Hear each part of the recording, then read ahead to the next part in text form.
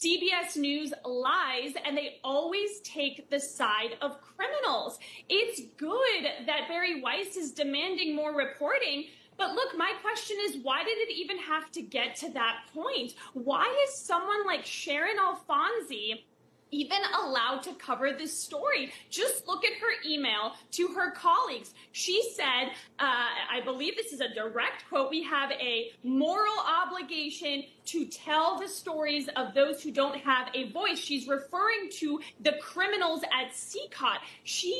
Alfonsi is a left-wing activist whose goal with this segment is to support the worst of the worst, to humanize these terrorists, members, and rapists.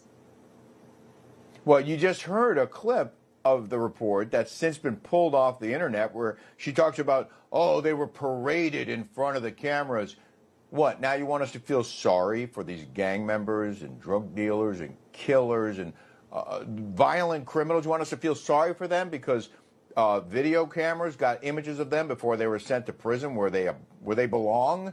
I wonder if you think CBS, though, is gun-shy now, especially in the wake of the Kamala Harris 60 Minutes editing scandal that cost them $16 million, or maybe it's a sign they're finally trying to present both sides of the story.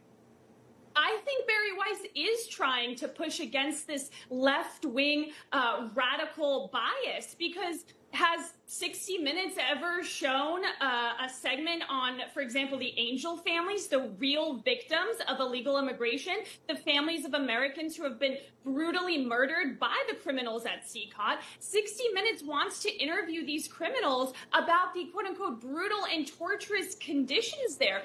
Really? What about the brutal and torturous conditions under which young Americans have been killed by these heinous illegals? Does anyone at CBS care to tell their stories? I think Barry Weiss does, and that's why she's pushing back now, because she clearly sees that viewership is tanking and Americans demand the truth.